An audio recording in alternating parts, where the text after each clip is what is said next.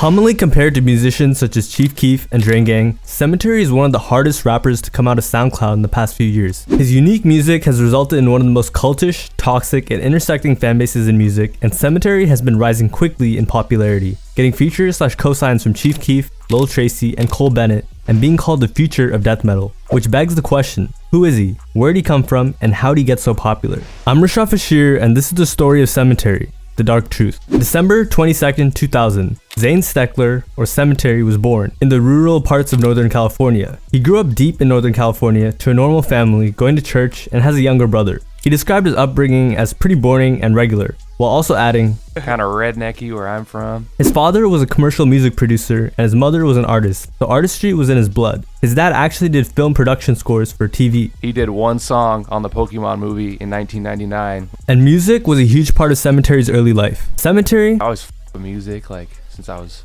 a little boy. When he was young, I used to play piano and drums a little bit, and even I've done a little guitar. So as a kid, Sematary spent a lot of time on the internet. He'd scour the internet and said it was his favorite thing to do, digging around. His earliest SoundCloud memory was listening to Young Lean and Black Cray, who he says are still the GOATs always. Yeah, for real. Yeah. He was also listening to another underground genre that was quite popular at the time, Witch House, and got really into metal bands like Old Bathory, Thy Light, Batushka is really good. His childhood wasn't all great though. He didn't like where he was from and got bored, which eventually influenced him to start making music when he was 11 years old. Started like around like GarageBand, and he was just making whatever was popular at the time. Back then, he was really into an EDM producer, Deadmau5, but over time it evolved into cloud rap around the beginning of high school. And there, at 15, he was introduced to Chief Keef, the rapper who became by far his biggest influence. Big fan of Chief Keef. Oh yeah. That's the GOAT. For real. He first heard him in probably like 15 or 16. Don't like and like the hella famous ones that are in all the algorithms. But he was just messing around, not taking music seriously until he was about 16 and saw Young Lean perform. And I saw him on the Warlord tour in like San Francisco in 2016. After seeing that show, he got so inspired, he recalled, saw that show and I was like, yeah, I'm gonna be a rapper.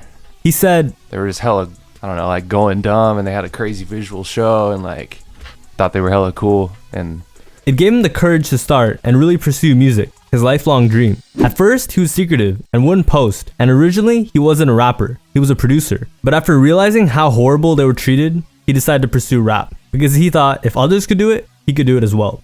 I was like, yeah, I'm gonna do it.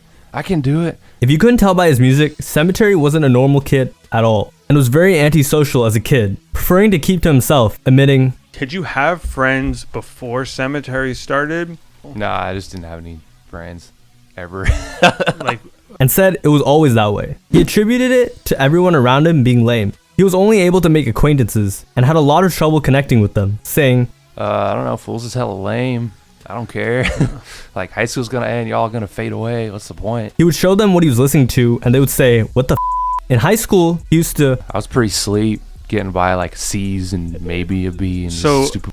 Music was always his dream, so he never cared about anything else. I mean, I always wanted to do this anyway, like from like since I was kind of little. I just didn't have it all like figured out, so I was never really like caring about anything. He recalls telling his best friend at the time, Ghost Mountain, everything he wanted to accomplish in music. And I was always telling him about the music, like, yeah, I'm gonna do this at some point, bro. Yada yada yada. We should do a song like that.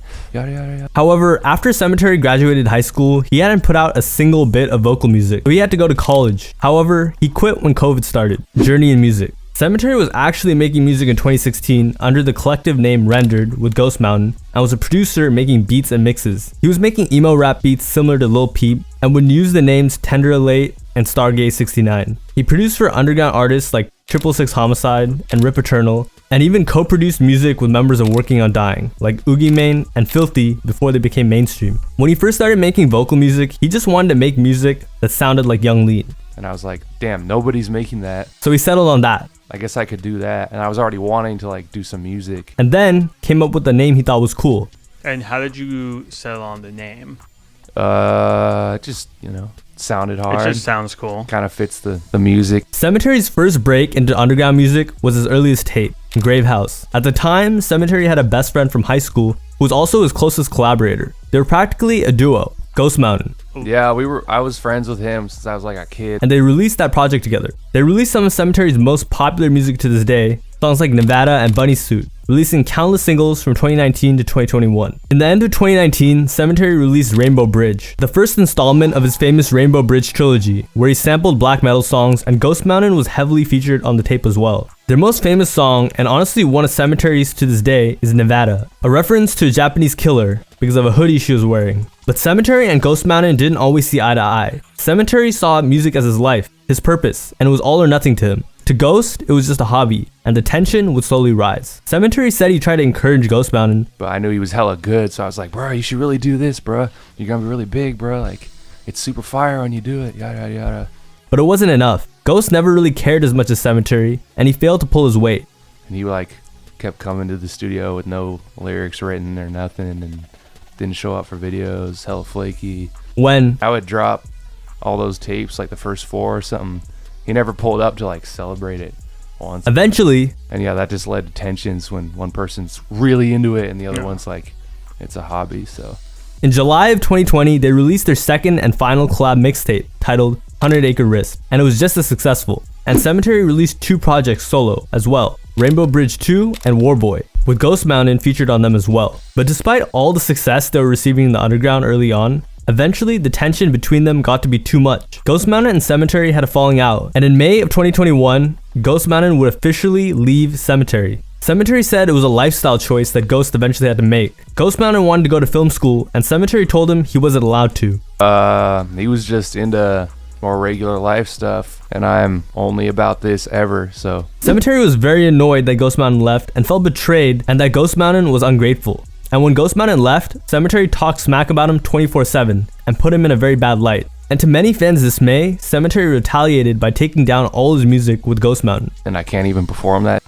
Yeah, so that it's like makes worthless. it hard. But while they were together, Sematary spoke about Ghost Mountain in a high regard, saying, "We talk about our music ideas. A lot of our ideas tend to be aligned, and somehow everything always comes together when we make music. I'm blessed to have him." Ghost Mountain spoke about their time later, saying, "Sematary has a huge ego, brought massive issues to the group, and called Sematary a misogynist and sexually violent, and couldn't see himself being associated with that type of behavior. So he had to remove himself entirely from the group," explaining, Sematary just valued their collaborative relationship, not their friendship. To him at least. Sematary himself said Ghost Mountain and him were not friends. Are you still friends? Do you talk at all? No.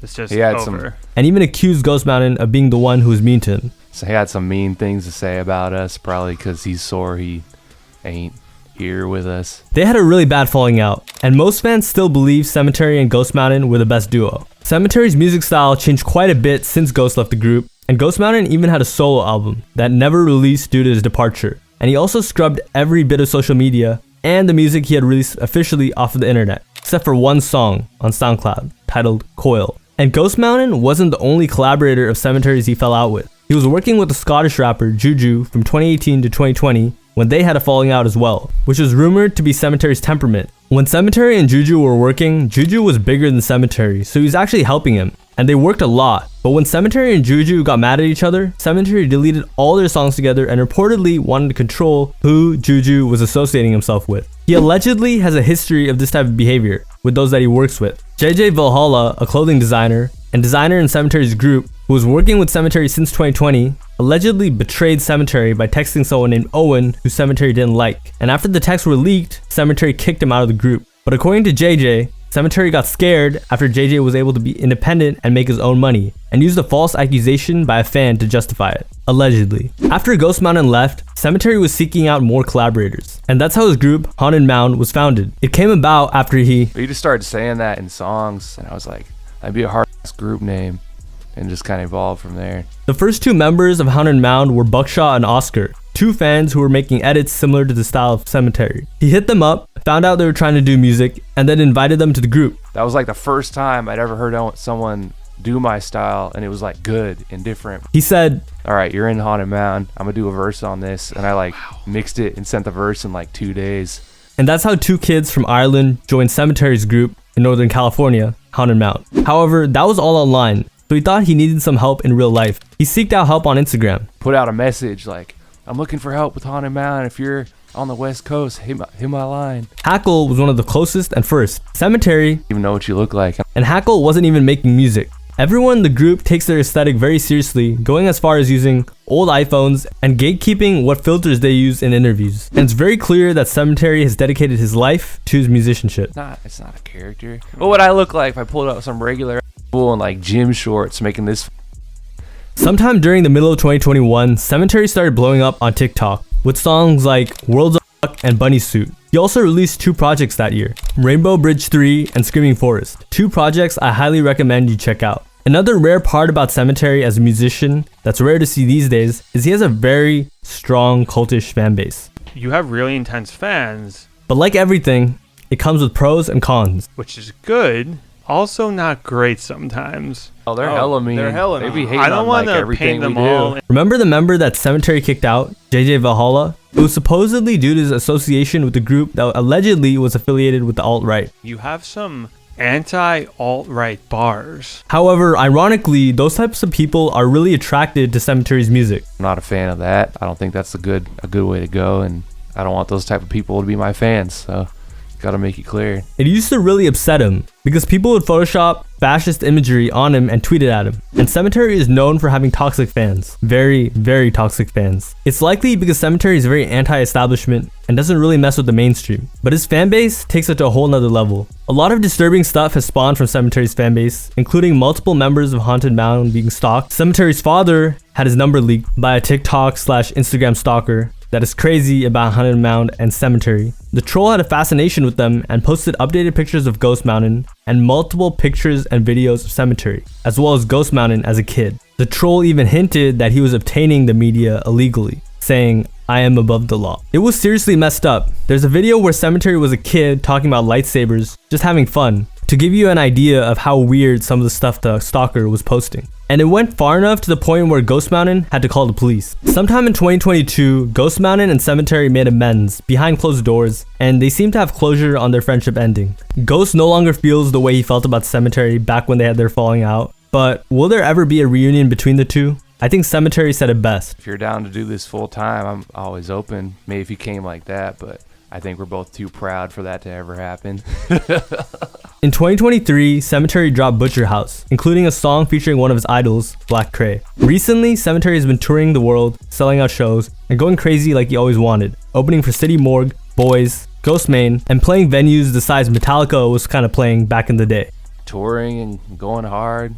Sematary used to have a big ego and was just an outright asshole. But it looks like he recovered because for a while, it looked like his career could have taken a turn for the worse. And I'm glad he's been doing well and seeing success. So, is Sematary going to be a long-term artist or fad? It's hard to tell because there have been phases both in SoundCloud rap and metal that have had fad-like careers. Personally, I believe Sematary will have a lengthy career because the music he's making, similar to Ghostmane, is the future of dark metal and the closest thing you'll hear to DIY hardcore punk in today's world. I'm Rashad Bashir, thanks for watching and have a nice day.